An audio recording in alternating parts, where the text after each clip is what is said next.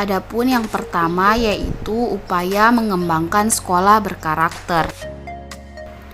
Sekolah berkarakter yaitu di mana sekolah ini mengembangkan sistem pendidikan dengan memperhatikan dan mengembangkan aspek kecerdasan kognitif, perilaku psikomotorik, dan perasaan efektif dengan seimbang, sehingga sekolah mampu membangun kebiasaan atau karakter tertentu yang akan menjadikan peserta didik menjadi sosok yang berkepribadian, sehingga diharapkan dengan adanya sekolah-sekolah berkarakter akan mewujudkan tujuan pendidikan di Indonesia dengan maksimal.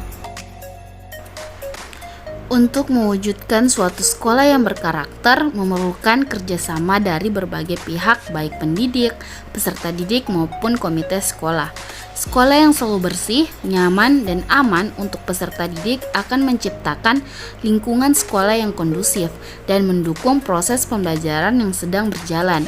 Ini salah satu upaya menumbuhkan rasa nyaman, sehingga peserta didik tidak merasa bosan dan tidak berusaha keluar dari lingkungan sekolah.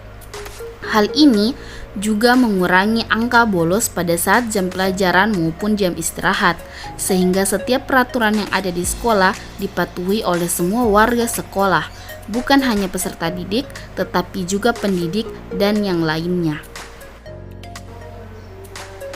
Ada 8 sasaran dalam upaya mengembangkan sekolah berkarakter sebagai berikut. Yang pertama, lingkungan sekolah yang kondusif. Yang kedua, penerapan peraturan sekolah. Yang ketiga, penerapan nilai-nilai agama, sosial, dan budaya. Yang keempat, pendidik yang berkarakter dan berkualitas. Yang kelima, disiplin, inovatif, kreatif, dan berdaya saing. Yang keenam, model pembelajaran yang efektif. Yang ketujuh, sarana dan prasarana yang mendukung pembelajaran. Yang kedelapan, kegiatan sekolah yang bersifat mengembangkan potensi. Kedua, kelebihan dan kekurangan sekolah berkarakter. Kelebihan sekolah berkarakter. Yang pertama, menciptakan generasi penerus bangsa yang berkarakter. Yang kedua, memperbaiki karakter peserta didik supaya tidak terpengaruh budaya luar. Yang ketiga, mewujudkan tujuan pendidikan. Yang keempat, menumbuhkan jiwa-jiwa nasionalisme. Yang kelima, menjadikan sekolah unggulan yang mencetak peserta didik unggulan.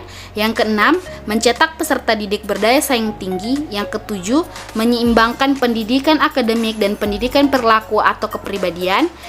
Yang kedelapan, melestarikan nilai agama, sosial, dan budaya Indonesia.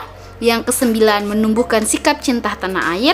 Dan yang kesepuluh, meningkatkan dan memperbaiki sistem pendidikan di sekolah.